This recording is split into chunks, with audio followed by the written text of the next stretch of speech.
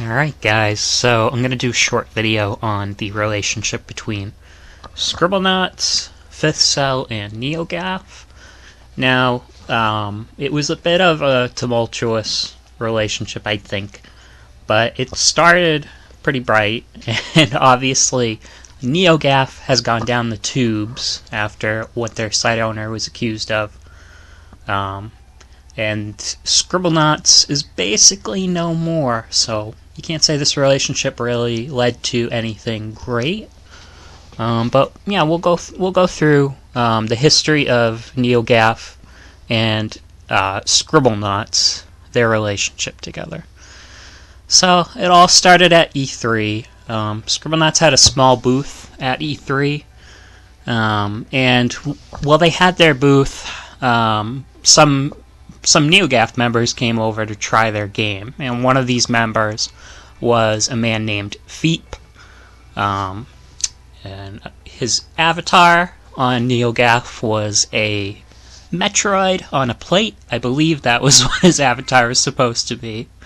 So anyways, Feep comes over to try out Scribblenauts, and then he gives his account on NeoGAF, and it's one of the most famous NeoGAF posts in their history, which is now basically defunct. So if you want to find the post, I'm sure it's up online somewhere else. But so anyways, the post was about how he took a time machine back in time. He rode on a robot dinosaur, and he destroyed robot zombies. Now, if you ever type in the word Feep into Scribblenauts, you can actually come up with Feep. He's a robot zombie in the game. So that is his little character there. Moving right along, not to discredit or credit NeoGAF too much, there were some other videos that went viral during that time of E3. For instance, God vs. Kraken. I don't remember who posted that video, but I know that it was, I believe, a gaming journalist site. Want to say Kotaku, but I don't know offhand. So that was a very popular video featuring God and the Kraken and some other mythical creatures that they tried out that just showed you how much and how diverse you could, the word object not is, how many things are in Scribblenauts. So alright, we're going to move right along to Jeremiah Salaska. Now, he was a NeoGAF member. I don't remember if he joined before the post that went up. I think it was post 217 that went up on NeoGAF from Feep, or if he was there after that post, sort of in promotion of the game. But I think he'd always been a member on NeoGAF. So Jeremiah was on there, and after the success of the original Scribblenauts, which I have to say has to be in part due to the impressions, it was a very word-of-mouth game. It wasn't a game that, you just see an image of it and you know, oh, this looks interesting. I mean, the character models are okay, but it's really the object not in actually seeing that, yes, it does work, and hearing stories about it that made it popular.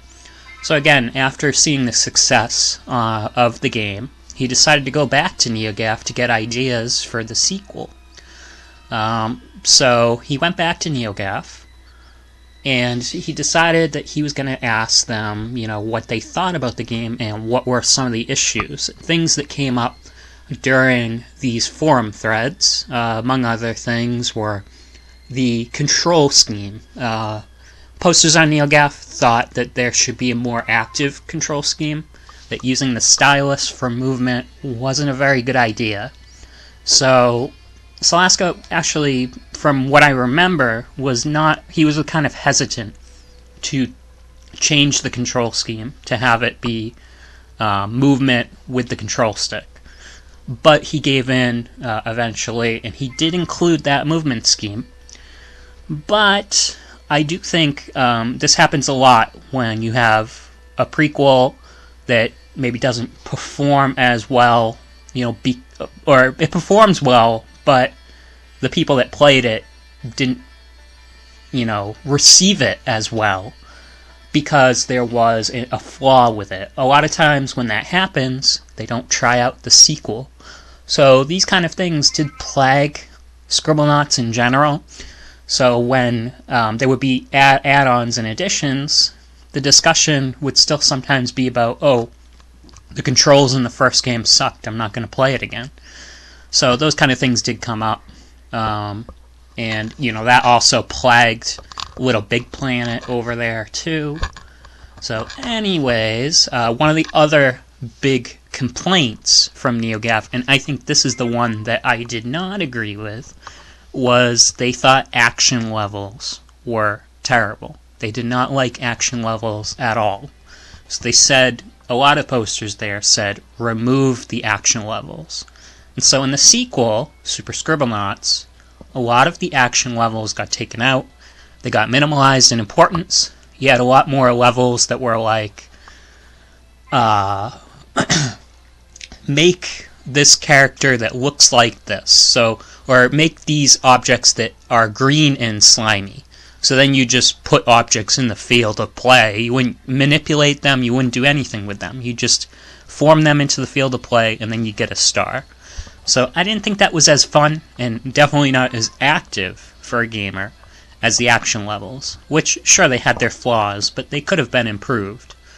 So, yeah, again, it was hit or miss for me. So moving along again. Now, both NeoGAF and Fifth Cell are pretty much defunct at this point.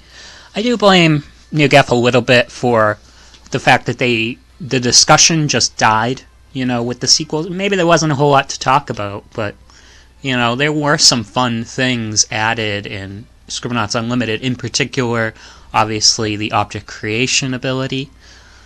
But, you know, any game, you know, wanes in popularity, and, you know, if there's not something that makes you want to play one of the newest games, you know, if there's not that thing, and especially where this game launched on Wii U, then came to PC, maybe it didn't get the attention that it would have craved if it had been on, say, Sony system or something at that time. But anyways, Scribblenauts and Fifth Cell are basically no more. They exist in name. I think their website for Fifth Cell is still up, but it's pretty much dead. And as you can see, NeoGAF is a flaming dumpster wreck right now.